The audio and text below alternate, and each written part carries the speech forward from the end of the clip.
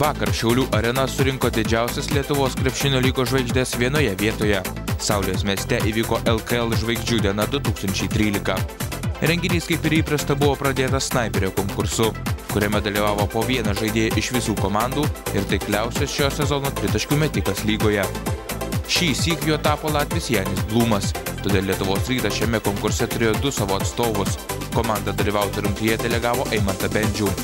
Būtent pastarasis pirmajame etape surinko daugiausiai taškų, net 24. Praėjusiais metais konkursą laimėjęs Žygimantas Šeštokas šiemet iškrito jau pirmajame etape. Antrajame etape Janis Blumas ir Marius Runkauskas surinko po 18 taškų, tačiau jiems abiems to užteko norint patekti į finalą. Finale pirmasis pasirodęs Lietuvos Rytui atstovaujantis Janis Blumas surinko 15 taškų ir nustatė gana nedidelę ribą pergaliai. Marius Runkauskas užtikrintai sumetė 19 taškų ir antrą kartą tapo LKL snaiperiu. Paaiškėjus geriausiam lygos metikui, ant parketo žengė lietuvių ir legionierių rinktinės. Visų žvaigždžių mače netruko įspūdingų dėjimų, kuriuos atliko Mindaugas Kuzminskas ir Jansi Geitsas. Pokštus krėtė broliai Lavrinovičiai.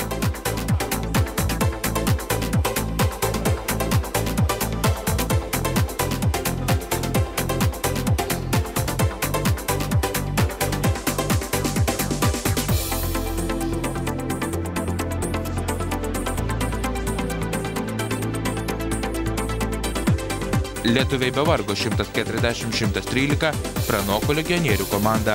Nuo pat rungtynių pradžios iniciatyva buvo lietuvių rankose. Didžioji dalis jų taškų – dėjimai, pataikė 45 dvitaškius iš 53 bandymų. Efektingiausia rungtynėse žaidusiais krepšininkais buvo išrinkti broliai Lavrinovičiai, kurie kalbėdami apie artėjantį dėjimų konkursą neprarado humoro jausmo. Svarbiausia – žaidėjo grožis. Be abejo, laimės geriausias. Kas favoritas? Tas, kuris gražiau įdės. Tas ir favoritas. Ne, abu visi. Čia priklausys kokioj formoj, kas pasiruošęs, kas daugiau atsiduos jėgų, kas labiau norės laimėti apdovanojimą. Tas ir laimės. Todėl, kad tokie konkursai kaip tritaškių metimai ir dėjimų į krepšį, čia labai daug lemia nusiteikimas ir atsidavimas tam konkursui. Ir dar grožis. Todėl, jeigu paimsi negražų žaidėją ir gražų žaidėją, tokį patį, taip pat įdės į krepšį, kas laimės. Aišku, gražesnis. O kuris gražesnis jūs atrodo? Nu ką, nesimato? Abu baisu. Šiemet šiek tiek žaidėm rimčiau negu įprastai, bet gal šiek tiek buvo įdomiau negu kaip būdavo, kad šiek tiek būdavo nesąmonės darydavo. Buvo trenerio nurodymas žaisti rimčiau ar patys norėtų laimėti? Visaip, šiaip treneris akcentavo, kad sako, kaip Rytas sako, šiek tiek sako, rimčiau žaidžiam, kad nebūtų tiesiog tokie kaip parodijų šou, tai manau, tą įvykdėm. Po Eurolygos sezono po visko tos įtampa nuimti geras rungtynės? Tai va, sakau, tokia atsipalaidavimo diena. Bet aišku, dar liko tų varžybų ir VTB, ir Eurolygos žiūrėsim. Tas pirmas kamuolys iškrito ir su septyneriu minutėm. Smagiai pašoko čia. Tai aišku, pagal tokią dalykę, kaip tu nepašoks, puikiai.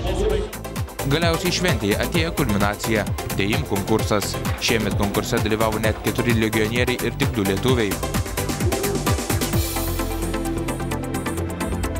Tačiau geriausiųjų kiek netikėtai tapo LSU baltų puolėjas Šarūnas Beniušis. Jauniausias konkurso dalyvis finale susigrūmė su pieno žvaigždžių monstru Jansi Geitsu ir nugalėjo jį 93-91. Nei žaidėjams, nei žiūrovams nepatiko naujoji sistema, kai sportininkai turėjo atlikti po 3 dėjimus iš eilės su laiko limitu. Jo, iš tikrųjų, apšilimo stoka labai daug ką davė šitą dėjimų konkursą. Na, bet yra kaip yra. O ta pati sistema, kad reikia dėti 3 kartus iš eilės? Na, šita sistema man asmeniškai nelabai patiko, nes vis tiek yra ir išsinuovargis po 3 dėjimų ir viskas. Nelabai man šitą sistemą. Tikrai nesitikėjau.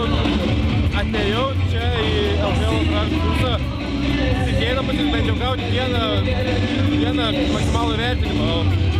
O taip gauti, laimėjau. Labai džiaugiuosi. Ar komandos draugai tikėjo, kad gali laimėti? Taip, tikėjo. O kaip tave išrinko atstovauti komandą šitą konkursą? konkursą, buvo toks konkursas, kad treniruotės?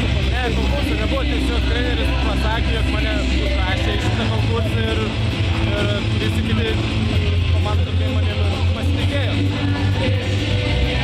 Stebėjai kitus dėjimus, kurie patiko didžiausiai įspūdį. Kaip?